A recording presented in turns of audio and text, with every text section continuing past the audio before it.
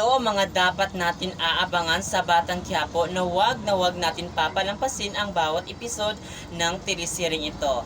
Ngayon talaga ay makukulong na itong si Tanggol dahil nga sa kanyang ginawa na pagnakaw ng maraming pera sa sindikato at hindi alam ng kapulisan na yung nakaw niya ay galing pala sa malaking sindikato. Kung malaman nga ito ay talagang pwede maabsuelto itong si Tanggol at mabaliktad itong si Rigor kasi nga gagawa siya ng bagay na talagang laban dito kay Tanggol na hindi naman siya dumaan sa tamang proseso. Kaya yan ang aabangan natin dito kung malaman nga ba talaga ng pulis kung ano nga ba talaga yung dahilan kung bakit nagnakaw itong si Tanggol. Kaya naman mga kapamilya, abangan natin itong Batang Quiapo kasi paganda na talaga ang pangyayari ng teleseryeng ito na wag natin papalampasin.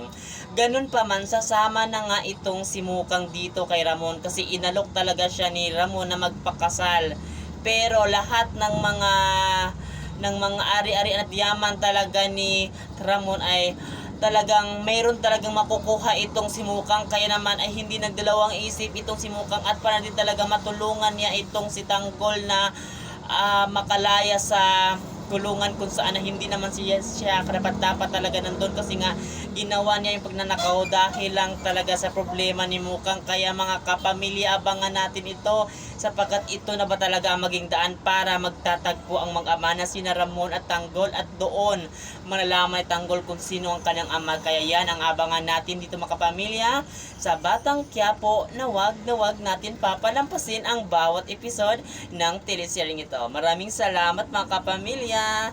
Thanks for watching.